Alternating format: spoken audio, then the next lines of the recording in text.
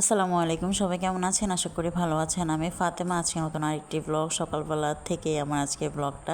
আমি এখানে চা খাচ্ছিলাম, বাচ্চাদেরকে নাস্তা করাইছি, আমিও নাস্তা করে নিচ্ছি। এখন একটু চা খাবো। চা খেয়ে তো তাড়াতাড়ি করে আজকে রান্নাঘরে চলে আসলাম। আজকে করলা ভাজি করব আর এভাবে মাছ ভুনা করব।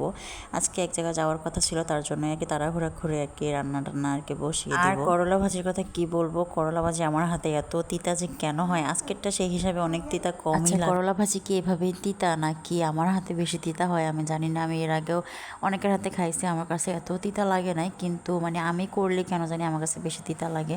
আজকে অবশ্য তারপরও একটু মানে কম তিতা লাগছে। তো এখানে একটা আলুও দিব, তাহলে একটু তিতাটা একটু কমে। এভাবে আমার কাছে করলা ভাজি খেতে অনেক ভালো লাগে, বেশি করে গরম ভাতের সাথে কাঁচামরিচ দিয়ে করলা ভাজি খেতে ভালো লাগে, কিন্তু তিতার কারণে বেশি তিতা হয়ে গেলে তখন আর ভালো লাগে না। তো আমি একটা জিনিস বুঝছি যে বেশিক্ষণ যদি পানিতে ভিজিয়ে রাখা হয় করলাটাকে, তাহলে মনে হয় বেশি তিতা হয়ে যায়। তো আমি তো ধুয়ে একটা চালনিতে আর কি চেলে রেখে দিছিলাম যাতে পানিটা আর কি পড়ে যায়। তার জন্যই মনে হয় আজকে তিতাটা কম লাগছে। এটা মনে হয় একটা টিপস আমি নিজে নিজে বের করছি।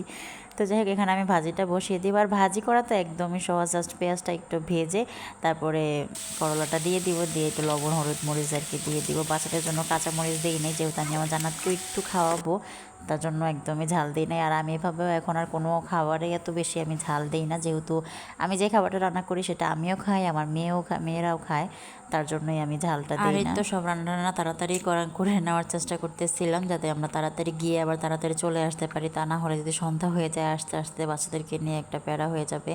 তো যেহেতু মেজভাবির সাথে যাবো, মেজভাবিও সব রান্নাবান্না আর কি করে ফেলতেছে। আর এই তো ভাজিটা এখন ভালোভাবে আমি ঢেকে রেখে দিব। আর আজকে বাহিরে এত রোদ উঠছে, আজকে অনেক কাপড় চোপড় শুকাইছি, একটা কম্বলও মানে পাতলা যে কম্বলগুলি আছে ওগুলিও ধুইছি। আর এই তো মাছটাও এখানে ভিজিয়ে রাখছি, মাছটাও এখন ভুনা করে নেব। তাড়াতাড়ি করছি তো তার জন্য ভিডিও করা হয়নি। আর এই রাস্তাটা দিয়ে যাওয়ার সময় কলাগুলো দেখে মানে কি বলবো, আমার চোখ পুরো মাথায় উঠে গেছে, এত সুন্দর, মাশাল্লাহ মাশাল্লাহ। এগুলি মনে হয় সাগর কলা। হ্যাঁ, অনেকগুলোই কলা গাছ আছে না, যে ছোটো জাত থাকতে মানে ছোট গাছ থাকতে সেখানে কলা আসে, এগুলি সেই জাত আর কি। তো জান্নাতকে নিয়ে যাচ্ছিলাম, জান্নাত আয়াত দুজনকে নিয়ে, সাথে আরাফাতও আছে, আমার মেজো ভাবিও। আজকে অবশ্য ভাবি আর আমি যেই কাজের জন্য গেছিলাম সেটা হয় নাই, তো তারপরও আরেকদিন যাবো, দেখি হয় কিনা। তো কাজ হয় নাই দেখে আর সেখানে গিয়ে কি কাজ করছি সেটা আর ভিডিও করি নাই। তো যেদিনকে মানে যেই কাজটা ওই কাজটা আর কি করতে পারবো বা ওইটা হবে, তাহলে ওই দিনকে আর কি ভিডিও করব। তো এখানে তো আমি জান্নাতকে নিয়ে কোলে নিয়ে আর কি দাঁড়িয়ে আসছিলাম। তো তারপর বাসায় চলে আসছি, এসে ওদেরকে ফ্রেশ ট্রেশ করাই দিছি। আজকে তাড়াতাড়ি বলো, আমার কাজ হয় নাই তার জন্য তাড়াতাড়ি চলে আসছি, কাজ হলে তো আস্তে আস্তে একটু লেট হইতো। আমি বারবার ওকে বলতেছিলাম যে ঘোড়াটাতে বসো না, কালকে তুমি তো পড়ে গেছিলে না, উনি এখানে বসবে। আর মোবাইলটা আমার হাতে দেখলেই হয়েছে, সাথে সাথে ছবি তোলার, দুইজনই ছবি তোলার একটা পোজ দিয়ে ফেলে, গালে হাত দিয়ে আর কি। তো আমার দুইটা পাখি সবাই প্লিজ মাশাল্লাহ বলবেন। আর আমার ঘরটা একটু এলোমেলো, যেহেতু বাচ্চাদের ঘর গুছিয়ে একদমই রাখা যায় না, টয়লা দিয়ে পুরো এলোমেলো করে ফেলে। তো ভাবলাম যে বিকালবেলা ওদেরকে একটু বাহির থেকে ঘুরে আসি, তো সেখান থেকে ঘুরে টুরে আসলাম। তারপরেই তো দুইজনে এখানে খেলতেছে। একজনে তো টয়লা কি সুন্দর করে দেখেন দিছে, নিজে নিজেই দিছে, কিন্তু আমি কিন্তু একদমই এগুলি দিয়ে দিই নেই, নিজে নিজেই দিছে।